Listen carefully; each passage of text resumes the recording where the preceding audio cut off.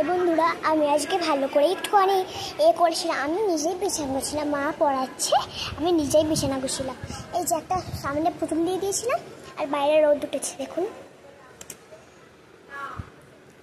আজকে একটা ভালো আছে। আমি স্কুল যাবো, তার আগে এটা তোমাদের একটু দেখিয়ে দিচ্ছি। আমি স্কুল যাবার আগেই তোমাদের এটা দেখিয়ে দেবো।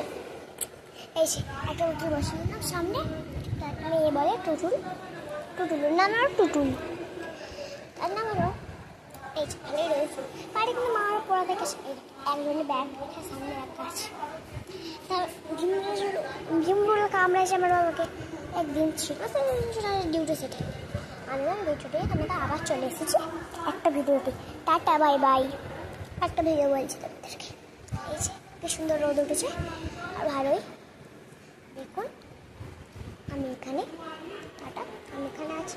মেয়ে তো ভিডিওটা স্টার্ট করে দিয়েছে, তাই আমাকে কন্টিনিউ করতেই হলো। এই যে মেয়েকে নিয়ে স্কুলে যাচ্ছি। একটা দিদা বলছে মেয়েকে মন দিয়ে পড়াশোনা করবে। এই যে চলো দেখতে থাকো, বেশিক্ষণ না, একটুখানি হেঁটে।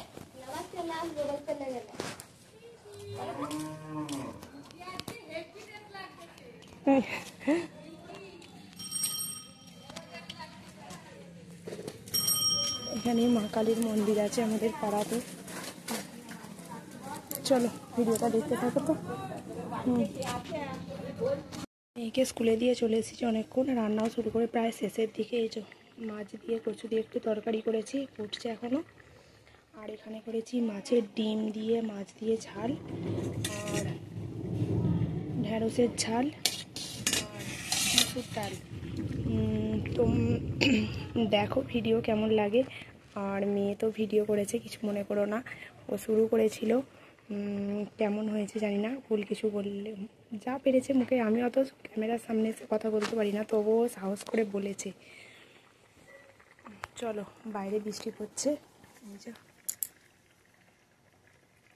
এখান দিয়ে দেখতে পাবে না, বাইরে বৃষ্টি পড়ছে। এরপর মেয়েকে যাবো 1:30টার সময় স্কুলে আনতে, তারপর আবার আসছি পরে। দেখতে থাকো ভিডিওটা।